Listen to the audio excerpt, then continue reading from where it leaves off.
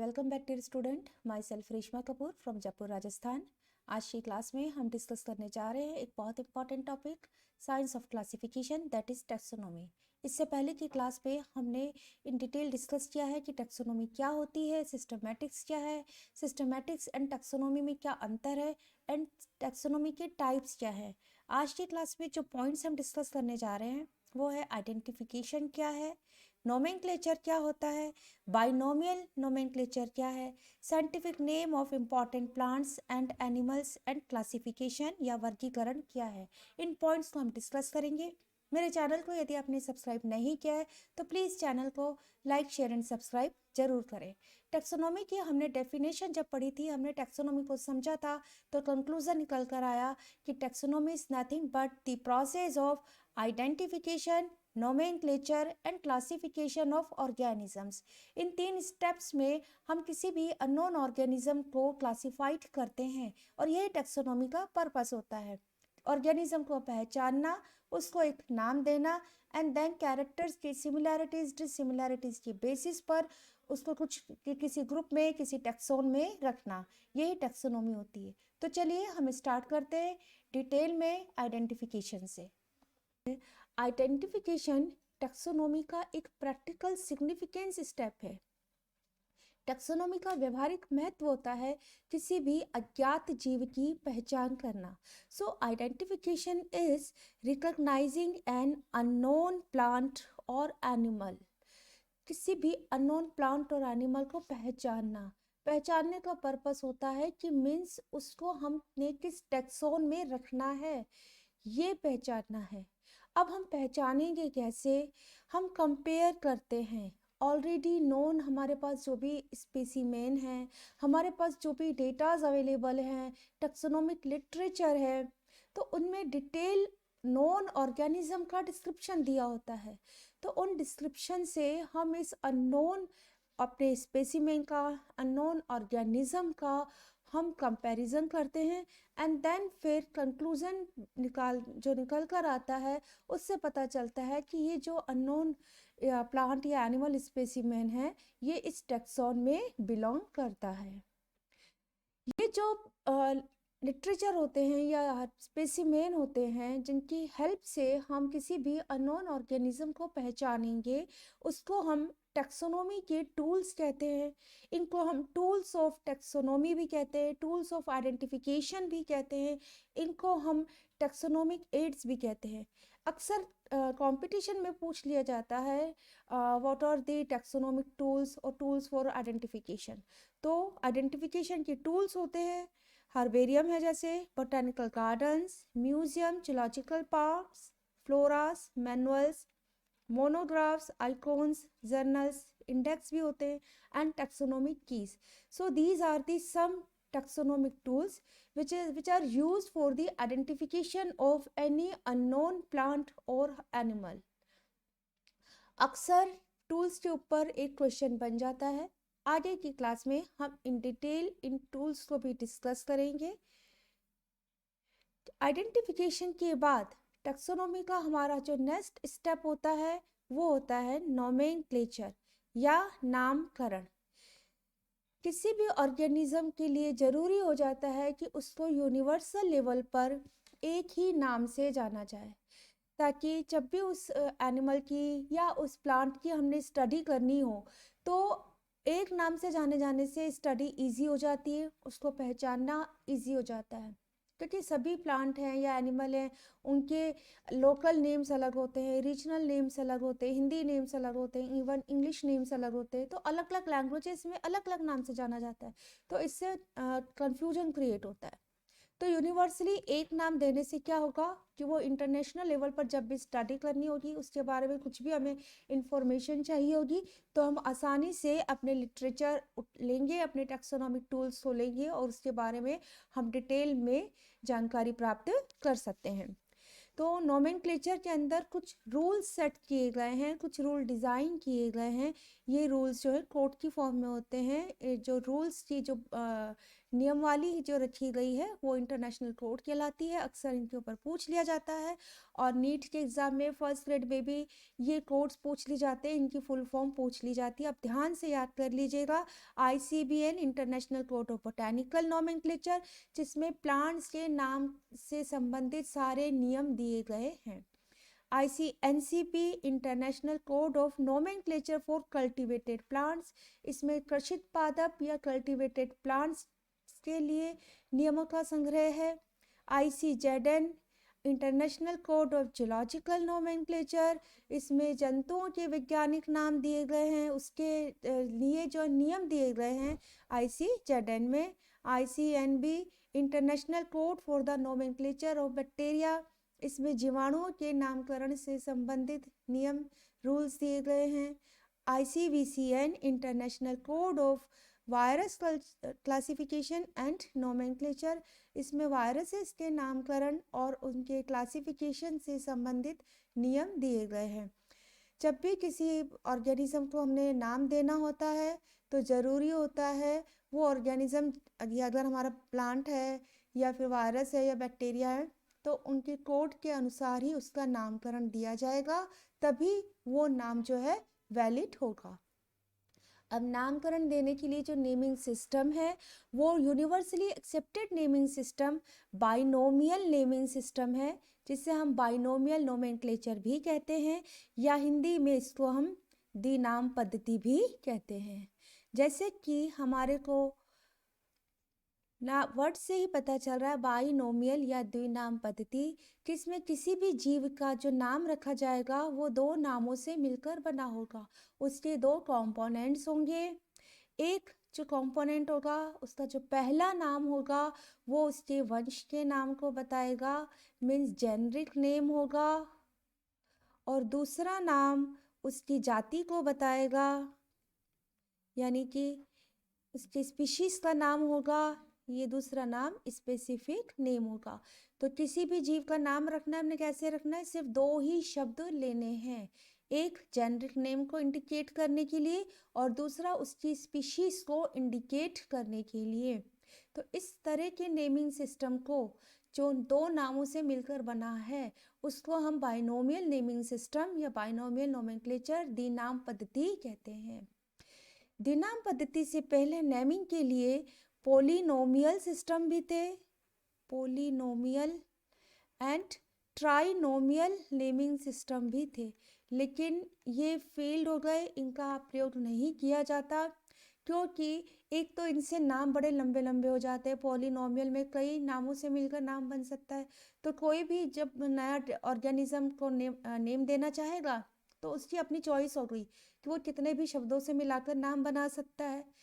Trinomial में जैसे 3 नाम होते हैं, ठीक है, तो इसमें कुछ वो नहीं रहे पैरामीटर्स कि आपने इतने ही नामों का एक मिलाकर एक ऑर्गेनिज्म को नाम देना है।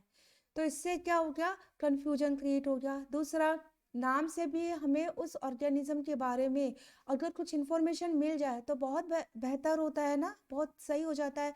जैसे बाइनोमियल में नाम पढ़कर ही हम बता सकते हैं कि जो पहला नाम है वो उसके जीनस को बता रहा है, जो दूसरा नाम है उसकी स्पीशीज को बता रहा है। तो हमें जेनरिक और स्पेसिफिक लेवल पर उस ऑर्गेनिज्म की, उस प्लांट की जानकारी मिल जाती है, ठीक है। जैसे हम मैंजीफेरा इंडिका नाम लेते हैं हम मैंगो के लिए या आम के लिए, इसका बोटेनिकल नेम है मैंजीफेरा इंडिका। तो यहाँ पर हमें पता चल रहा है ना कि जो मैंजीफेरा है ये आम का जीनस है और इंडिका उसकी स्पीशीज है, ठीक है। लेकिन पॉलिनोमियल एंड ट्राइनोमियल के केस में ये सब पॉसिबल नहीं था। दूसरा, इतने लंबे नामों को याद रखना और बोलना, बार बार लिखना भी एक डिफिकल्ट टास्क हो जाता है। तो इसलिए बाइनोमियल नेमिंग सिस्टम को यूनिवर्सली एक्सेप्टेड किया गया कि किसी भी ऑर्गेनिज्म के, किसी भी प्लांट के या किसी भी एनिमल के दो नाम रखे जाएंगे। पहला नाम उसको जीनस, उसके जीनस को बताएगा, उसके वंश को इंडिकेट करता हुआ होगा, और दूसरा नाम उसकी स्पीशीज को बताएगा। बाइनोमियल नेमिंग सिस्टम जो है ये गेस्पार्ट एंड बोहिन ने दिया था, लेकिन इसको लिनियस ने फर्स्ट यूज़ किया, इस सिस्टम को यूज़ किया था, इसीलिए लीनियस को ही हम द्विनाम पद्धति का जनक या फाउंडर ऑफ बाइनोमियल नोमेनक्लेचर कहते हैं। बाइनोमियल नोमेनक्लेचर से संबंधित लीनियस की दो इम्पॉर्टेंट बुक्स हैं जो कि आपसे पूछी जा सकती हैं। एक है स्पीशीज प्लांटेरम। ये स्पीशीज प्लांटेरम पब्लिश्ड हुई थी 1 मई 1753 को। स्पीशीज प्लांटेरम में प्लांट्स के वैज्ञानिक नाम दिए गए हैं। दूसरी है सिस्टेमा नेचर। ये पब्लिश्ड हुई थी 1 अगस्त 1758 को। इसके अंदर एनिमल्स के साइंटिफिक नेम दिए हुए हैं। स्टूडेंट्स ये पूछ लिए जाते हैं पादपों के नाम, पादपों के वैज्ञानिक नाम किसमें दिए थे लीनियस ने? स्पीशीज प्लांटेरम में। पब्लिश्ड हुई थी 1 मई 1753। इस डेट से पहले पादपों के जो भी वैज्ञानिक नाम दिए गए हैं वो वैज्ञानिक नाम वैलिड नहीं है।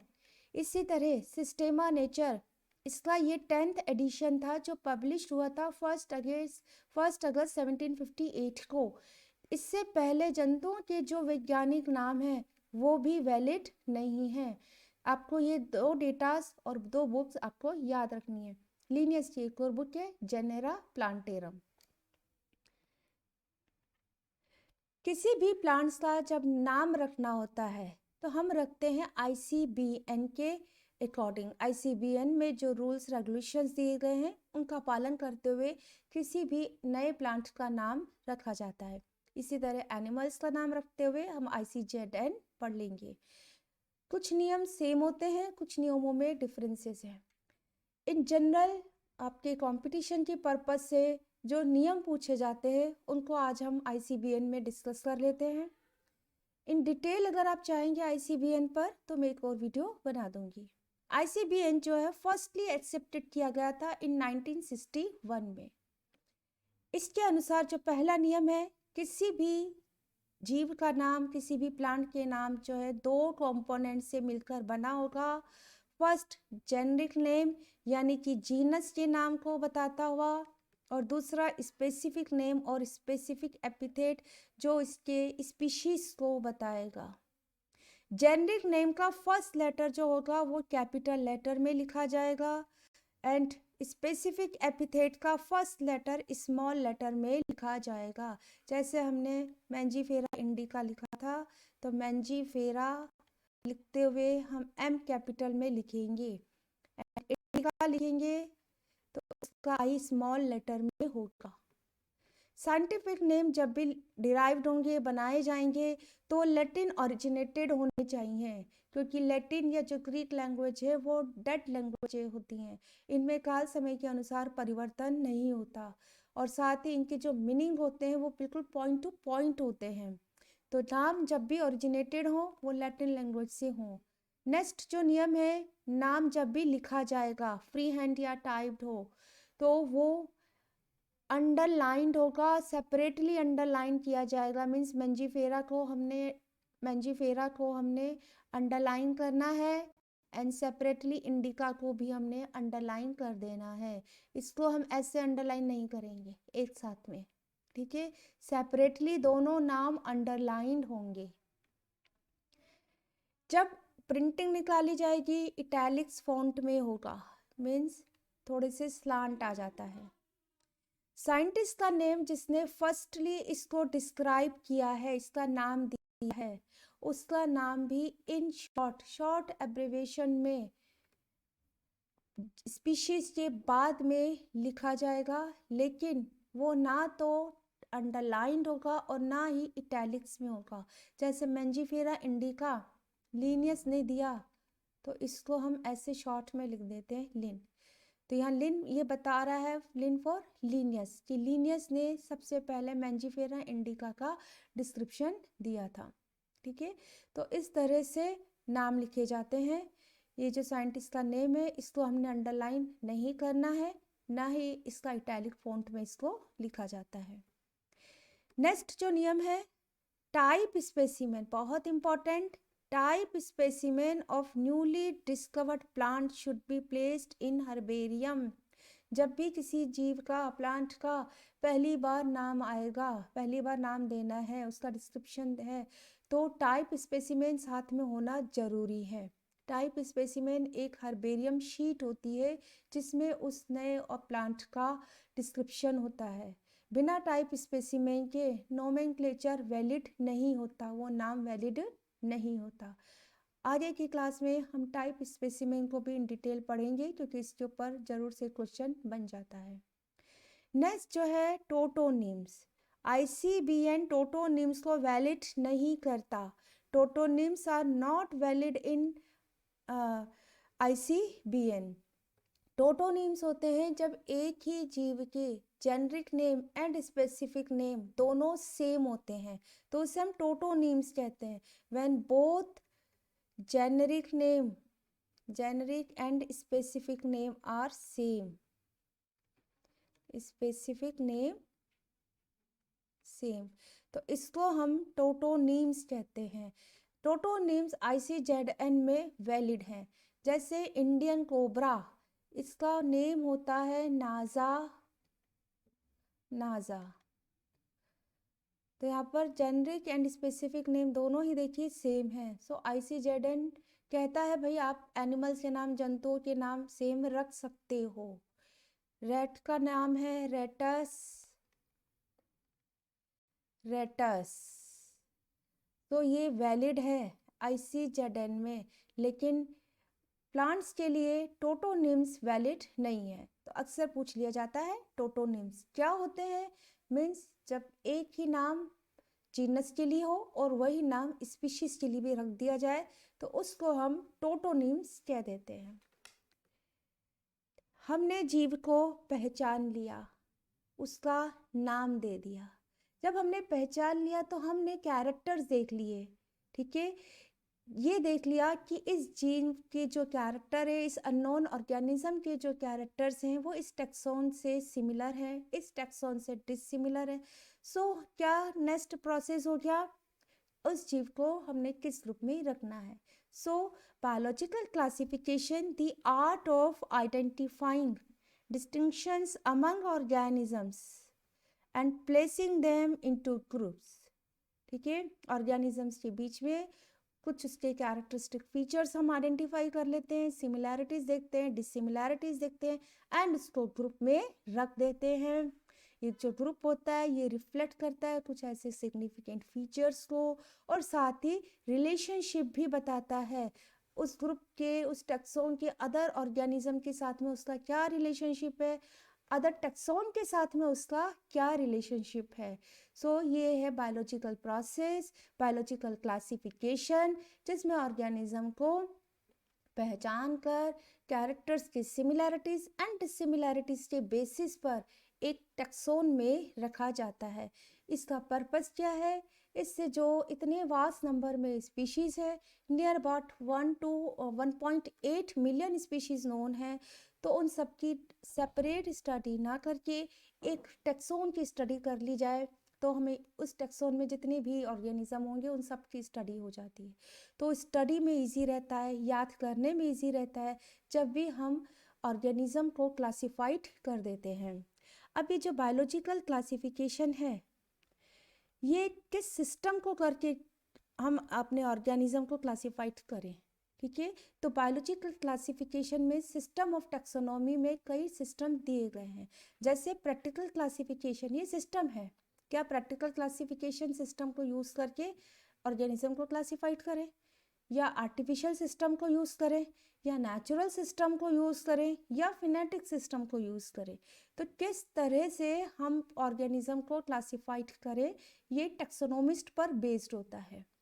क्या होते हैं ये प्रैक्टिकल क्लासिफिकेशन, आर्टिफिशियल क्लासिफिकेशन, इसको हम डिटेल में डिस्कस करते हैं। सो प्रैक्टिकल सिस्टम ऑफ क्लासिफिकेशन, ये जो सिस्टम है ये कहता है कि भाई आप ऑर्गेनिज्म को, आप प्लांट्स को उनकी इकोनॉमिक इम्पोर्टेंस या ह्यूमन यूज पर क्लासिफाइड कर दो। मीन्स यूटिलिटी के बेसिस पर जब हम ऑर्गेनिज्म को क्लासिफाइड कर देते हैं, जैसे कि एग लेइंग एनिमल्स, तो एग लेइंग एनिमल्स हम कहते हैं तो इसमें क्या, जितने भी ऐसे एनिमल्स, बर्ड्स जिससे हमें अंडे मिलते हैं वो सारे एक ग्रुप में आ गए। ठीक है, तो प्रैक्टिकल सिस्टम ऑफ क्लासिफिकेशन क्या कहता है? प्रैक्टिकल सिस्टम ऑफ क्लासिफिकेशन कहता है कि इसमें प्लांट्स को, एनिमल्स को आप उनकी इकोनॉमिक इम्पोर्टेंस के बेसिस पर क्लासिफाइड कर दें, ह्यूमन यूज़ के बेसिस पर उनकी यूटिलिटी क्या है, जैसे कि oil giving plant, oil giving plants, तो ऐसे सारे प्लांट्स जिनसे हमें ऑयल मिलता है उनका एक ग्रुप बना दिया। अब इसमें मस्टर्ड भी आ गया, इसमें हम कोकोनट रख सकते हैं, इसमें अलसी रख सकते हैं, फ्लैक्स आ गया, इसमें सनफ्लावर आ गया, तो एक ग्रुप बन गया ना, ठीक है। इसी तरह हम स्पाइसेस प्लांट्स का बना सकते हैं, spices giving plant, spices giving plants में आपका टर्मेरिक आ गया, चिली आ गया, जिंजर आ गया, ठीक है। तो ये स्पाइसेस गिविंग प्लांट्स का हो गया। क्यूमीन भी आ गया। तो कई सारे प्लांट्स जिनका प्रयोग हम यूज़ मसालों के रूप में करते हैं वो स्पाइसेस गिविंग प्लांट्स हो गए। Then medicinal plants, medicinal plants, इसमें ऐसे सारे प्लांट्स जिनसे हमें मेडिसिन मिलती है, लाइक नीम हो गया, सिंकोना हो गया, इसमें टर्मेरिक भी आ गया, और भी आ सकते हैं, राउलफेलिया होता है, सर्पगंधा है, जिंजर है, ठीक है। तो कई सारे प्लांट्स हैं, तो ग्रुप बन गया। सो ये प्रैक्टिकल क्लासिफिकेशन है, प्रैक्टिकल सिस्टम ऑफ क्लासिफिकेशन है, जिसमें अपने यूटिलिटी के बेसिस पर प्लांट्स को ग्रुपिंग कर दी। आज भी कई गार्डन्स इस तरह से बने होते हैं, स्कूल्स में, कॉलेजेस में जब हम छोटे छोटे प्लेसेस पे गार्डन बनाते हैं तो हम ऐसे ही बनाते हैं। हम क्या करते हैं, एक साथ एक पॉट रख देते हैं, सारे पॉट्स अपने, जिसमें सभी हमारे मेडिसिनल प्लांट्स होते हैं, या एक साथ हम रख देते हैं जैसे हमारे सारे हर्ब्स प्लांट्स रखते हैं, या फ्लावरिंग प्लांट्स का हम एक साथ क्लस्टर बना देते हैं, ठीक है। ऐसे सारे पॉट्स एक साथ जिसमें हमने फ्लावरिंग प्लांट्स लगा रखे, सीजनल प्लांट्स है, नर्सरी सीड बेस पर बनाई जाती हैं। जब हम कलेक्शन के लिए जाते हैं स्टूडेंट्स, तो हम प्रैक्टिकल क्लासिफिकेशन अप्रोच को ही यूज़ करते हैं, ठीक है। तो ये जो है सिंपलेस्ट है, ईजिएस्ट है, अर्लीस्ट है। सबसे पहले जो क्लासिफिकेशन का तरीका था यही था, इसका प्रैक्टिकल यूज़ है, हम अपनी किचन में भी इसी तरह से ऑर्गेनाइज्ड करते हैं। इसका ड्रॉबैक क्या है कि इसमें एक प्लांट जैसे कि टर्मरिक है, ये दो ग्रुप्स में आ सकता है, ठीक है। तो एक प्लांट इसमें दो ग्रुप में आ सकता है, और अनरिलेटेड प्लांट्स आपस में एक ग्रुप में आ जाते हैं, ठीक है। चाहे वो हर्ब्स हो, श्रब्स हो, ट्रीज हो, कहीं से कोई रिलेशन ना हो, लेकिन फिर भी वो एक ग्रुप में आ जाते हैं। प्रैक्टिकल क्लासिफिकेशन का ड्रॉबैक है, लेकिन फिर भी कई जगह बहुत काम का है, हम कलेक्शन इसी तरह से करते हैं। नेक्स्ट है आर्टिफिशियल क्लासिफिकेशन। आर्टिफिशियल क्लासिफिकेशन जो है ये एक या कुछ मॉर्फोलॉजिकल कैरेक्टर्स पर बेस्ड होता है।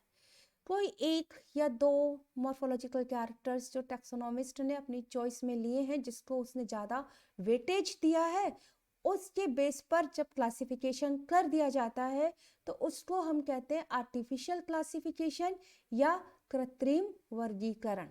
जैसे कि लीनियस का क्लासिफिकेशन है, लीनियस ने फ्लावरिंग प्लांट्स को on the basis of stamens, mainly इन्होंने स्टेमन्स के कैरेक्टर लिए थे, तो स्टेमन्स के आधार पर 24 क्लासेस में क्लासिफाइड किया है। सो ये एक आर्टिफिशियल क्लासिफिकेशन है जिसमें एक या कुछ कैरेक्टर्स को, एक या दो कैरेक्टर्स को ही कंसीडर किया जाता है, एंड देन फिर ऑर्गेनिज्म को क्लासिफाइड कर दिया जाता है। इसी तरह थियोफ्रेस्टस का क्लासिफिकेशन, थियोफ्रेस्टस ने हैबिट के बेसिस पर प्लांट्स को herbs, shrubs, under shrubs and trees में क्लासिफाइड किया। तो ये एक आर्टिफिशियल टाइप ऑफ क्लासिफिकेशन है जिसमें एक ही कैरेक्टर को कंसीडर किया जा रहा है। इस तरह के क्लासिफिकेशन का मेजर ड्रॉबैक क्या है कि इसमें डिसिमिलैरिटीज ज़्यादा होती हैं। एक ग्रुप में जो प्लांट्स रखे जाएंगे, जैसे हर्ब्स के अंदर जो भी प्लांट्स रखे जाएंगे, तो उनमें सिमिलैरिटी तो एक या दो ही मिलेंगी, लेकिन डिसिमिलैरिटी वास्ट नंबर में होंगी। तो इस टाइप का क्लासिफिकेशन भी अच्छा नहीं होता है, इससे कोई भी रिलेशन एंड उस टैक्सोन के हमें प्रॉपर्टीज या फीचर्स पता नहीं चल पाते हैं। नेक्स्ट टाइप का क्लासिफिकेशन है natural classification. Natural system of classification based होता है कंप्लीट और ग्रॉस मॉर्फोलॉजिकल कैरेक्टर्स पर। ठीक है, कंप्लीट ग्रॉस मॉर्फोलॉजिकल कैरेक्टर्स पर बेस्ड होता है। इट मीन्स इसमें प्लांट के हम वेजिटेटिव एंड फ्लोरल कैरेक्टर्स दोनों ही कंप्लीटली स्टडी करते हैं। Stem, leaf, roots, flower, floral characters completely studied किए जाते हैं। तो उस तरह से जो वर्गीकरण किया जाता है उसको हम कहते हैं नेचुरल सिस्टम ऑफ क्लासिफिकेशन। ये जो क्लासिफिकेशन होते हैं बेस्ट होते हैं, क्योंकि इससे जो क्लासिफिकेशन निकल कर आता है, बनाया जाता है, वो प्लांट्स के बीच में नेचुरल एफिनिटीज़ को बता रहा है। प्लांट्स ग्रुप के बीच में क्या सिमिलैरिटीज़ हैं, क्या डिससिमिलैरिटीज़ हैं, वो आसानी से क्लासिफिकेशन से पता चल जाती हैं। साथ ही जो क्लासिफिकेशन होता है इसमें जो ग्रुप्स होते हैं ये इंटर रिलेशनशिप्स भी दिखाते हैं। इसके अतिरिक्त इस तरह के क्लासिफिकेशन में जो वेटेज दिया जाता है वो फ्लोरल कैरेक्टर्स को ज़्यादा मिलता है, ना कि वेजिटेटिव कैरेक्टर्स को। कंसीडर वेजिटेटिव एंड फ्लोरल दोनों कैरेक्टर्स किए जाते हैं, बट वेटेज जो देना होता है वो फ्लोरल कैरेक्टर्स को ज़्यादा वेटेज दिया जाता है, क्योंकि floral characters more conserve characters हैं, मोर कंजर्व कैरेक्टर्स हैं देन दी वेजिटेटिव कैरेक्टर्स। इसके साथ ही एक ग्रुप में जो प्लांट्स आ जाते हैं इस तरह के क्लासिफिकेशन में, चूंकि हमने वास्ट नंबर में सिमिलैरिटीज़ देखी हैं, वास्ट नंबर में डिससिमिलैरिटीज़ देखी हैं, तो एक ग्रुप में जो प्लांट्स रखे जाते हैं उनके बीच में सिमिलैरिटीज़ ज़्यादा होती हैं, डिससिमिलैरिटीज़ कम होती हैं। लेकिन आर्टिफिशियल सिस्टम में सिमिलैरिटीज़ एक या दो ही होती हैं, लेकिन डिससिमिलैरिटीज़ ज़्यादा नंबर में हो जाती हैं। नेचुरल क्लासिफिकेशन जो है ये दो प्रकार से होता है। एक है नेचुरल नॉन फाइलोजेनेटिक, जिसके अंदर फाइलोजेनिक कंसीडर नहीं की जाएगी। मीन्स इसमें ये नहीं देखा जाता कि जो हम क्लासिफिकेशन दे रहे हैं उनका आपस में ग्रुप्स का फाइलोजेनेटिक रिलेशनशिप क्या है। लाइक बेंथम हुकर का जो वर्गीकरण है, बेंथम हुकर ने फ्लावरिंग प्लांट्स के 3 क्लासेस दी हैं। एक है डाइकोटिलिडोन या डाइकोटिलिडोनरी, देन जिम्नोस्पर्मी, देन मोनोकोटिलिडोनरी। तो बेंथम हुकर ने क्या किया है, जो जिम्नोस्पर्म है उसको डाइकोट एंड मोनोकोट के बीच में रखा है, जो किसी भी दृष्टिकोण से सही नहीं है। आज हम जानते हैं कि जिम्नोस्पर्म का ओरिजिन पहले हुआ है, ये फाइलोजेनी में पहले आएगा, देन फिर डाइकोट एंड मोनोकोट।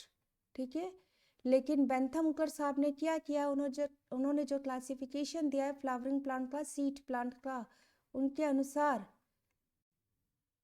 इस तरह से उन्होंने क्लासिफाइड किया है। यहाँ पर है dicot, then gymnosperm and then फिर मोनोकोट। तो यहाँ पर फाइलोजेनी जो है कंसीडर नहीं की गई है। तो इस तरह के जो क्लासिफिकेशन है वो नेचुरल नॉन फाइलोजेनेटिक है। सो आप याद रखेंगे नेचुरल नॉन फाइलोजेनेटिक क्लासिफिकेशन का एग्जाम्पल कौन सा है, किसका क्लासिफिकेशन है, बेंथम हुकर का। नेक्स्ट है नेचुरल फाइलोजेनेटिक रिलेशनशिप या क्लासिफिकेशन। इसमें ग्रॉस मॉर्फोलॉजी के साथ में फाइलोजेनी भी कंसीडर की जाती है। तो इसमें इवोल्यूशन को ध्यान में रखा जाता है, जैव विकास को ध्यान में रखते हुए इस तरह के क्लासिफिकेशन बनाए जाते हैं। जैसे क्रॉनक्विस्ट का है, एंगलर प्रेंटल का क्लासिफिकेशन है, तो ये फाइलोजेनेटिक क्लासिफिकेशन है। एंगलर प्रेंटल का classification and Cronquist classification already video बना हुआ है, डिस्क्रिप्शन में डिटेल जो है आपको लिंक दे दिया जाएगा। नेक्स्ट है फिनेटिक क्लासिफिकेशन। इसको न्यूमेरिकल क्लासिफिकेशन भी कहते हैं, न्यूमेरिकल क्लासिफिकेशन। इस टाइप में क्या होता है, इसमें नंबर्स को लिया जाता है। तो numerical classification are on the basis of number of similarities and dissimilarities. ठीक है, समानता और असमानताओं की संख्या के आधार पर बनाए जाते हैं। इसमें सभी ऑब्जर्वेबल कैरेक्टर्स को कंसीडर किया जाता है। जितने भी कैरेक्टर्स ऑब्जर्वेबल हैं, हम देख सकते हैं, हम उनको काउंट कर सकते हैं, उन सभी कैरेक्टर्स को इसमें रखा जाता है। तो इसमें एक बार में जब हम क्लासिफिकेशन कर रहे होते हैं तो कई 100 कैरेक्टर्स काम में लिए जाते हैं। जितने ज़्यादा कैरेक्टर्स होंगे उतना सटीक क्लासिफिकेशन होता है। ठीक है, क्या होता है, कैरेक्टर्स को काउंट करने के बाद इसमें नंबर या कोड दे दिए जाते हैं। इन सभी कैरेक्टर्स को नंबर या कोड देते हैं। नंबर या तो +1 और 0 या प्लस और माइनस दे देते हैं। एंड देन फिर डेटा प्रिपेयर किया जाता है और कंप्यूटर्स की हेल्प से क्लासिफिकेशन तैयार हो जाता है। बहुत ही अच्छे क्लासिफिकेशन होते हैं। इसमें किसी एक कैरेक्टर को वेटेज या इम्पोर्टेंस नहीं दी जाती। सभी कैरेक्टर्स इक्वली इम्पॉर्टेंट होते हैं, क्योंकि सभी कैरेक्टर्स को या तो हम नंबर दे रहे हैं 1 और 0, या फिर हम कोड दे रहे हैं प्लस और माइनस। मीन्स कैरेक्टर प्रेजेंट है तो हम आगे लिखते जाएंगे प्लस या 1, और एब्सेंट है तो 0 या माइनस। ठीक है, तो phenetic classification and numerical system of classification पर भी एक वीडियो बना हुआ है, लिंक डिस्क्रिप्शन बॉक्स में है। सो स्टूडेंट, आज की क्लास में हमने क्या डिस्कस किया है, बाइनोमियल नोमेनक्लेचर क्या है, टूल्स ऑफ आइडेंटिफिकेशन क्या है, किस तरह से सिस्टम ऑफ क्लासिफिकेशन हम यूज़ करके ऑर्गेनिज्म को क्लासिफाइड करते हैं। नेक्स्ट वीडियो में एक लिस्ट है ये स्टूडेंट, इस लिस्ट को प्लीज़ आप देख लीजिएगा। इसमें कुछ प्लांट्स और एनिमल्स के साइंटिफिक नेम दिए हुए हैं। अक्सर ये जो नाम है आपके कंपटीशन में पूछ लिए जाते हैं। वैसे तो कई 100 नाम हैं, कई नाम हैं, जितने मिलियंस ऑफ स्पीशीज है उतने नाम हैं, तो हम सबके तो याद नहीं रख सकते हैं ना। कुछ एक नाम जो कि हमारे कंपटीशन के पर्पस से हैं, उनका एक लिस्टिंग है, आप इनके साइंटिफिक नेम याद कर लीजिएगा। इसके बाद हम नेक्स्ट वीडियो लेकर आएंगे taxonomic categories and species concept पर। हायरार्चिकल सिस्टम क्या होता है, क्या है taxonomic categories and species concept क्या है, बहुत ही इंपॉर्टेंट है। चैनल के साथ में जुड़े रहिए, मेरे चैनल को लाइक शेयर एंड सब्सक्राइब जरूर करें। Thank you student.